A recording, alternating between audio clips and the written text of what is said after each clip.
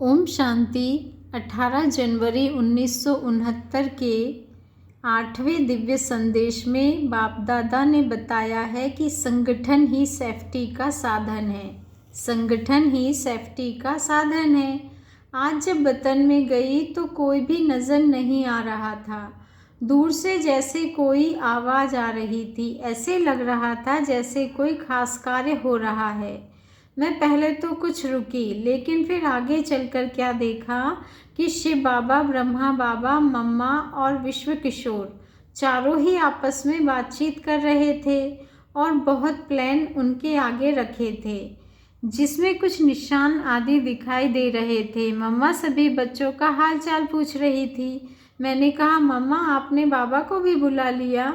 मम्मा बोली, मम्मा भी नहीं चाहती थी कि बच्चों से माता पिता का साकारी साथ छूटे, लेकिन ड्रामा। फिर मैंने बाबा से पूछा, बाबा यह प्लान शादी क्या है?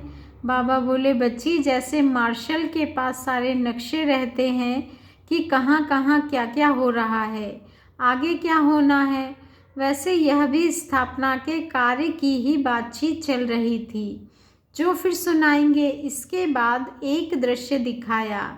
3 संगठन थे।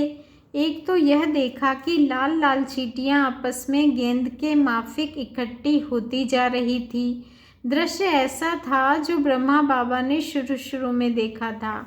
दूसरा संगठन मूल वतन में आत्माएं क्षमा के रूप में थी और तीसरा संगठन हम ब्राह्मणों का था, जो सभी सर्कल के रूप में बैठे थे और बीच में बाप दादा थे। वह ऐसे लग रहा था जैसे फूल के बीच में बूर होता है और चारों ओर पत्ते होते हैं।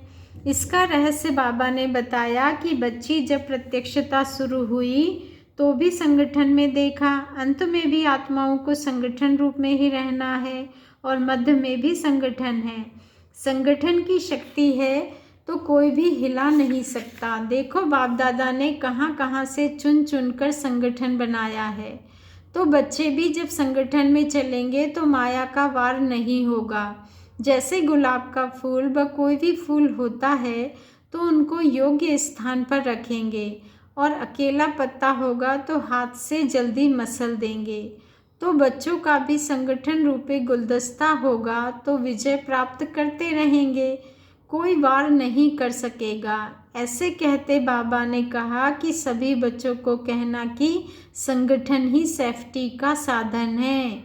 सभी बच्चों को कहना कि संगठन ही सेफ्टी का साधन है। संगठन ही सेफ्टी का साधन है। अच्छा, ओम शांति। शुक्रिया बाबा, शुक्रिया।